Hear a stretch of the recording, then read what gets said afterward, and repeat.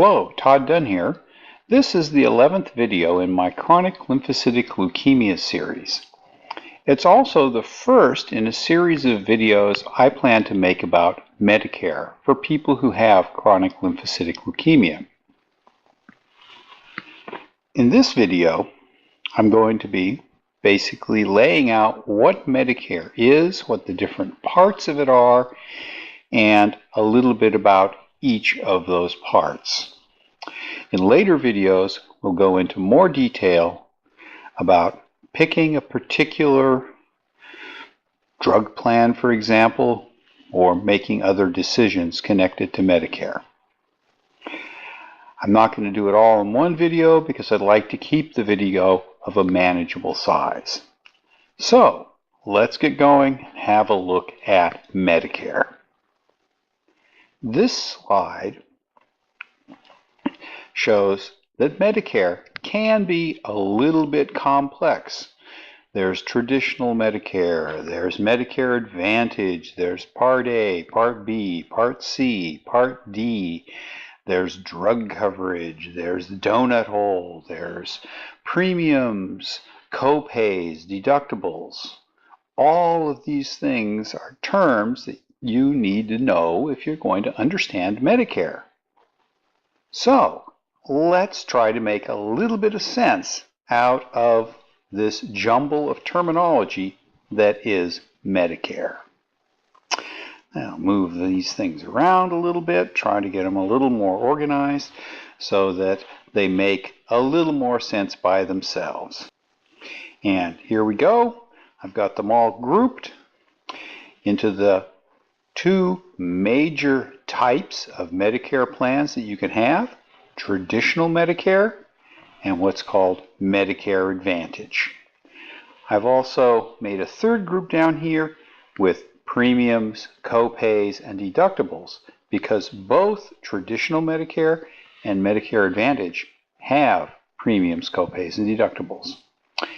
At this point, what I'm going to do is talk about first traditional Medicare and then talk a little bit about Medicare Advantage. Traditional Medicare consists of three parts. Part A covers inpatient hospitalization, skilled nursing care, normally following hospitalization, nursing home under limited conditions, hospice, and some home health services. Part B covers medical services, such as doctor's bills, outpatient hospital services like lab tests, physical therapy, etc.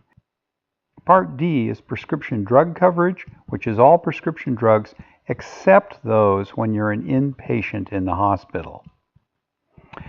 Unlike Parts A and B, which are provided by Medicare via the government, Part D is coverage provided through private companies.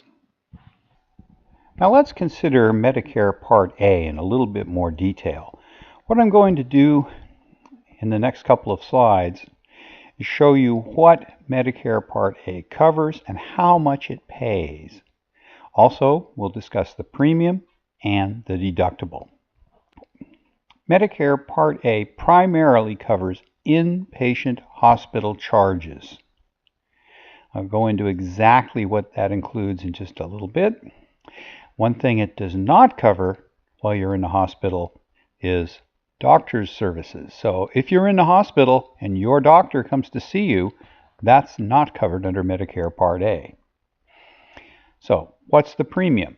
Well, if you're eligible for Social Security, in other words, if you have paid Social Security and Medicare taxes for 40 quarters, as it used to be defined, then you will have no premium. If you've paid Medicare taxes for less than 40 quarters or 10 years, then you are going to be paying a premium that can be as high as $413 a month. However, for most of us, the premium is $0. What about the deductible? Well, this is a little bit complex. The deductible is paid for each coverage period.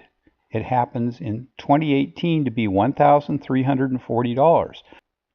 So if you have Medicare Part A and you go into the hospital, you are going to have to pay the first $1,340 of the bill.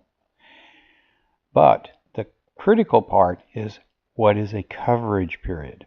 Well, a coverage period begins when you're admitted as an inpatient, and it ends when you have had no inpatient services for 60 days. So, for example, if you're in the hospital for 2 days, Medicare Part A will cover you. You'll have to pay the $1,340 deductible. If you're then out of the hospital for 61 days and you go back into the hospital, that's a new coverage period, and you're going to have to pay the deductible again. In theory, over the course of a year, you might have to pay as many as 5 deductibles for Medicare Part A, or $6,700 in total deductibles. So this can be a big deal. Now let's look at copays. For hospitalization, where you are an inpatient in the hospital, the copay is $0 for the first 60 days in a benefit period. So if you're in a hospital for 60 days, no charge. Medicare Part A will pay all of the hospital charges. However, if you're in the hospital for more than 60 days, you are going to be responsible for some part or possibly all of the per day hospital charges. For days 61 to 90 of a hospitalization, you're responsible for $329 a day of hospital charges. Beyond day 90, you have what are called lifetime reserve days. You have a total of 60 of these. So if you're in a hospital for 91 days or longer, you will go into what are called lifetime reserve days, and you'll have to pay $670 a day until you use up your lifetime reserve days. And as I said, you get only 60 lifetime reserve days. And if you use 10 in one hospitalization period, then you only have 50 left. So if the next hospitalization period you used 50, you'd be out of lifetime reserve days. Once you run out of lifetime reserve days, you will have to pay the full cost of hospitalization. So it can get very expensive. But for most hospitalizations that are of less than 60 days duration, Medicare Part A is going to pay 100% after you've paid your deductible.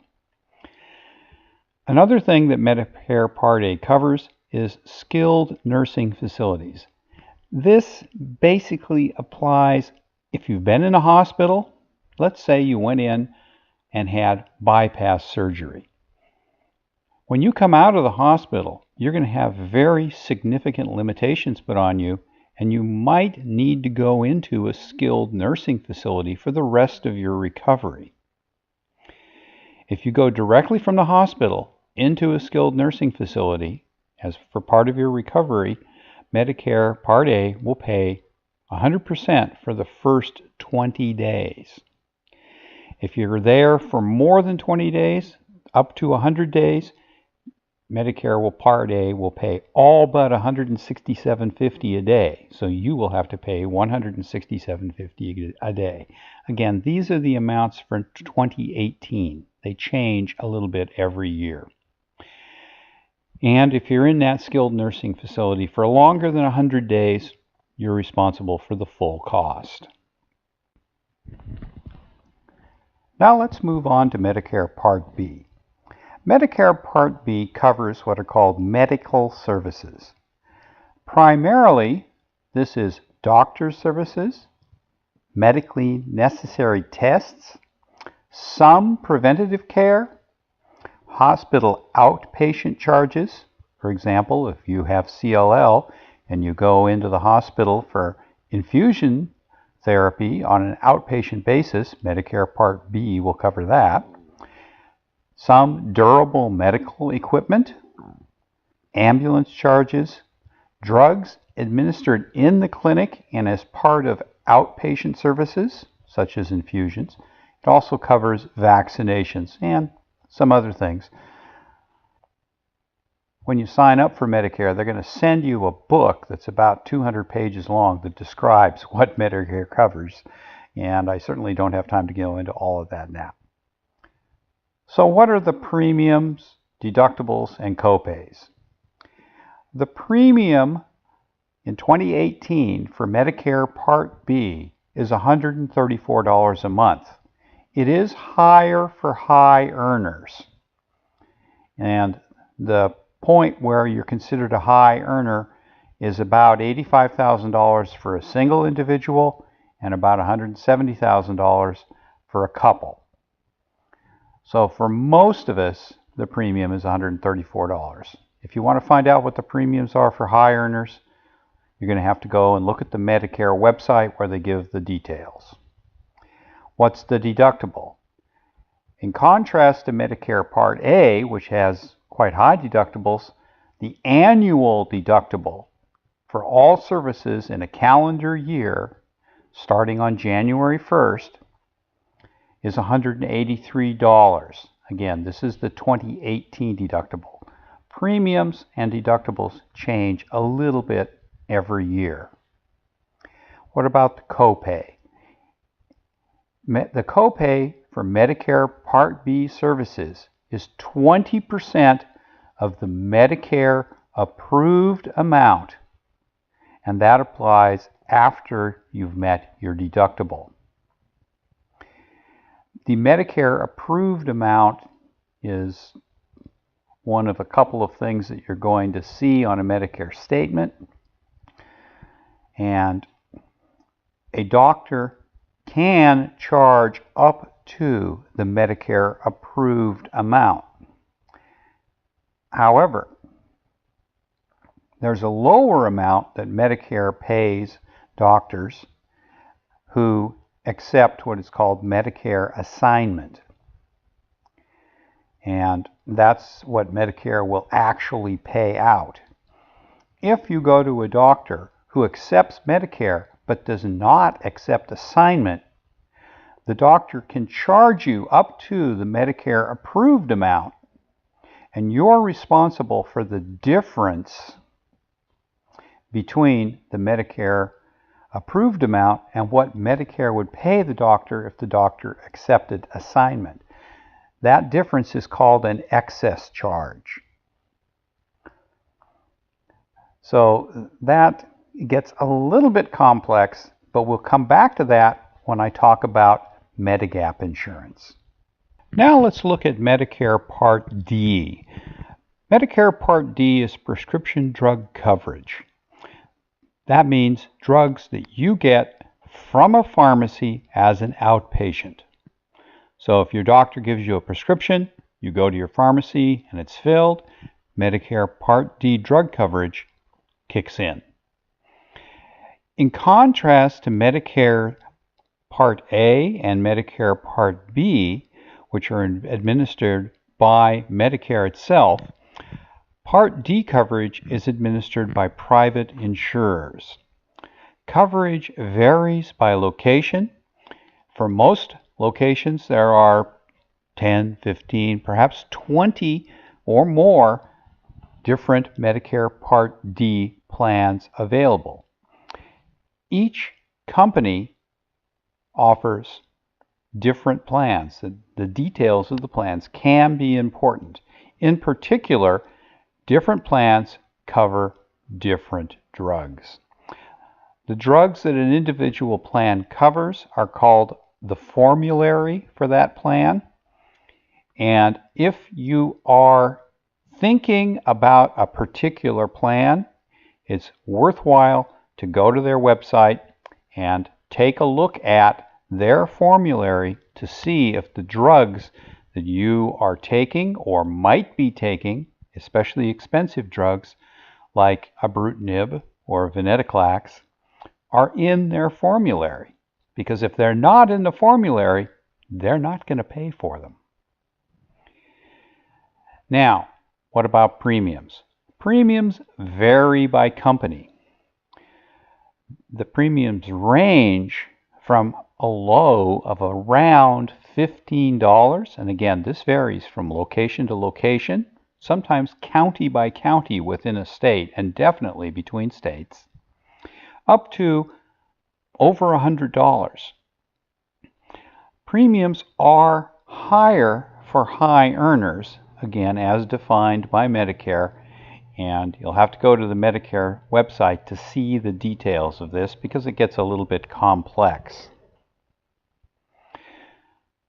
So, what about deductible? Again, it varies by company. Some companies, for their policy, have no deductible.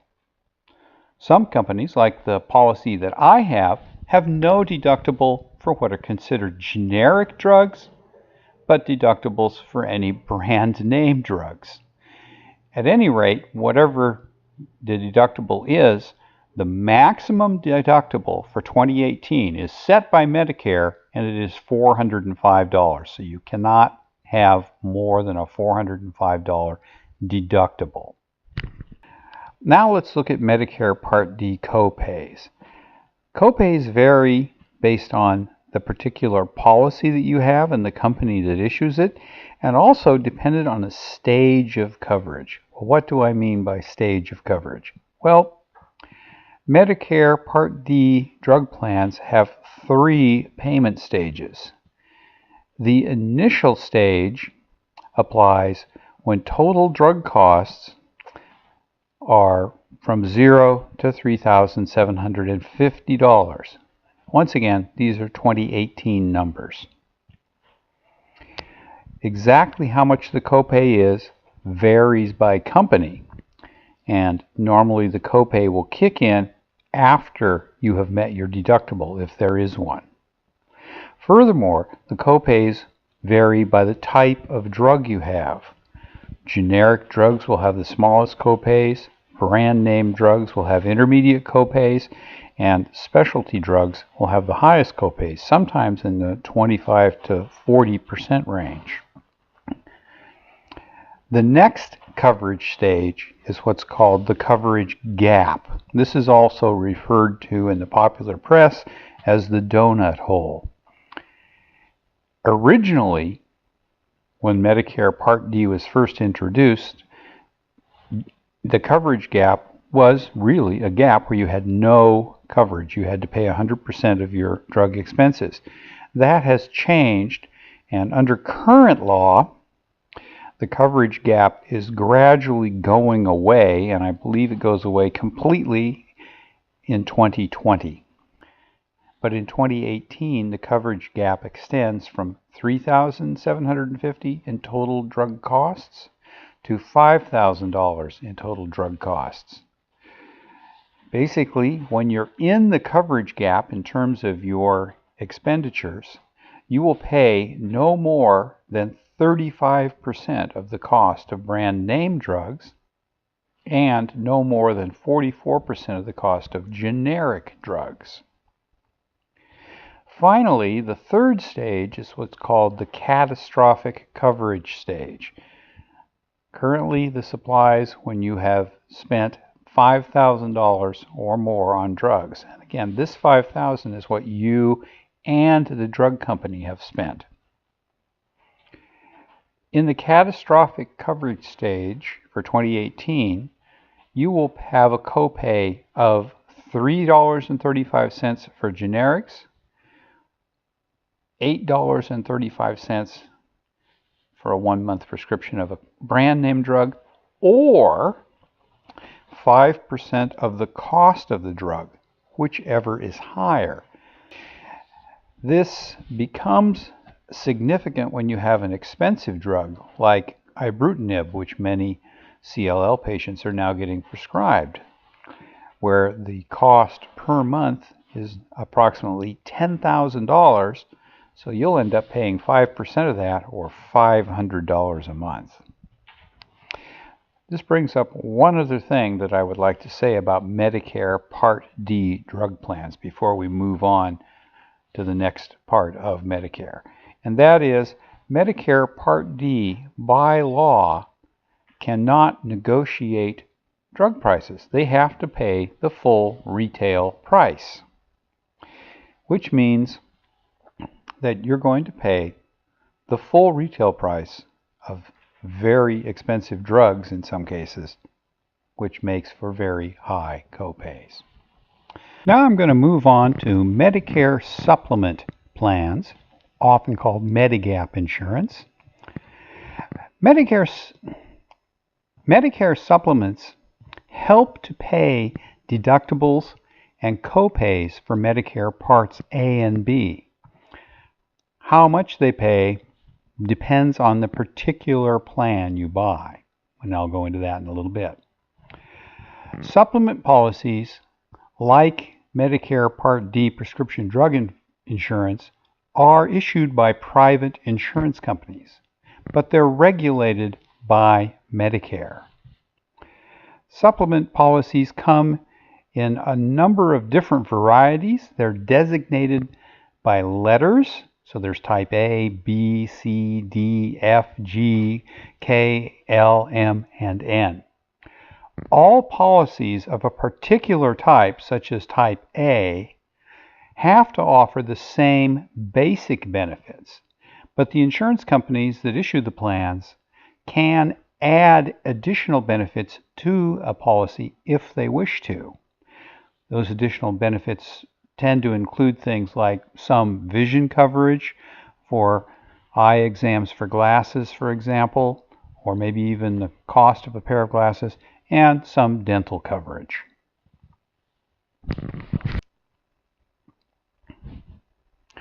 Coverage under a supplement plan is nationwide. It's good anywhere you go.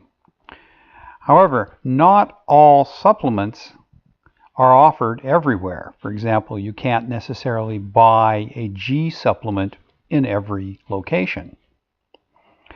Prices vary by location, by company, and of course by plan. So A plans cost differently than F plans. And furthermore, a given type of plan, like an A, might cost different amounts in different parts of a state, or will cost different amounts depending on the company that issues it. Medicare supplement plans are guaranteed renewable, and there's no medical underwriting if you purchase the plan during the Medicare initial enrollment period, which is basically the first 6 months that you're eligible for Medicare. In order to buy a Medicare supplement plan, you must have Medicare Parts A and B. However, if you sign up for a Medicare Advantage plan, which is Medicare Part C, you cannot by law buy a Medicare supplement plan. Now I'd like to take a little bit of time and show you some of the differences in coverage for different Medicare supplement plans. I'm not including everything that's covered by a supplement plan, but just the basics. Two of the most popular Medicare supplement plans are Plan A and Plan F. Plan A is probably the least comprehensive, whereas Plan F is the most comprehensive Medicare supplement plan. So what do they cover? What about Part A hospital copays? Plan A covers this. So does Plan F. Part B copays, the 20%. Both plans cover that. Part A deductible. Plan A doesn't cover it, but Plan F does. Part B deductible. Again, Plan A doesn't cover it, Plan F does. Part B excess charges. These are charges for a doctor who accepts Medicare but does not accept assignment. And this is the difference between what Medicare pays a doctor who accepts assignment and the Medicare approved charge. It can be quite substantial. Plan A does not pay this, but Plan F does. And finally, in this simple comparison, what if you're traveling and something happens to you?